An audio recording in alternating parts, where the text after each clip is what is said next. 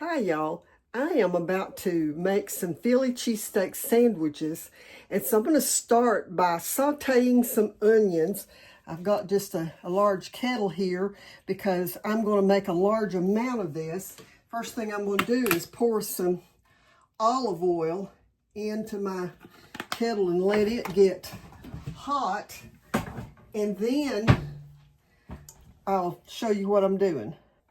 Okay, my grease is hot, the olive oil, and so I'm just going to pour all those onions in there and get them going into that hot oil, and we'll get them cooked enough till they're tender, and then I'm going to add my Philly cheesesteak meat.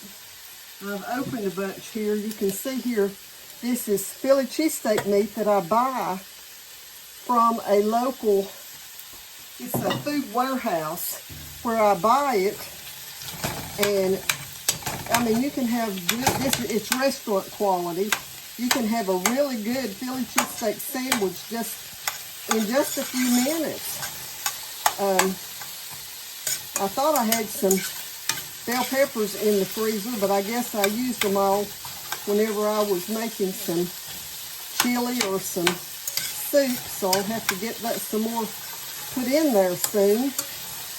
But I'm going to get these onions cooked until they're almost caramelized.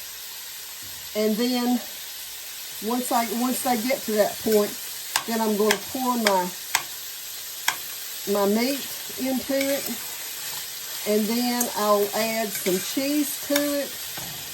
And I mean, you can have a really good Philly cheesesteak sandwich very quickly. Okay, these are getting tender. They're not well, there's a little bit that's turning brown, but not very much. And that's as far as I want to take them. Okay, you can see here I've already added quite a bit of my Philly cheesesteak meat into this. As you can imagine, I'm making Philly cheesesteak sandwiches for several people, probably about 16. So get these onions stirred up through it and add, I've still got one more jar to add to it. And I just want to break apart all of that meat so that it will mix well whenever I add the cheeses to it. So let me add this last jar, and it kind of clumps together whenever you can it, but it's pretty easy to separate again when you pour. Let it all heat together with those onions, and then once it's all hot, then all I have to do is just add my cheese to it and let it melt, and it's ready to go on to the hoagie buns. And this is a really easy way to have Philly cheesesteak sandwiches pretty quick. And just warm up, and then I'll show you what it looks like when we add the cheese to it.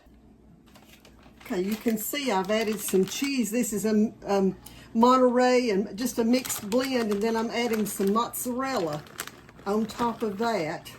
Let me get this stirred in before I put the rest of it on there and see if I need any more. You can see back here I have a great big pan of baked beans. I've made a big pan of potato salad to go with this today.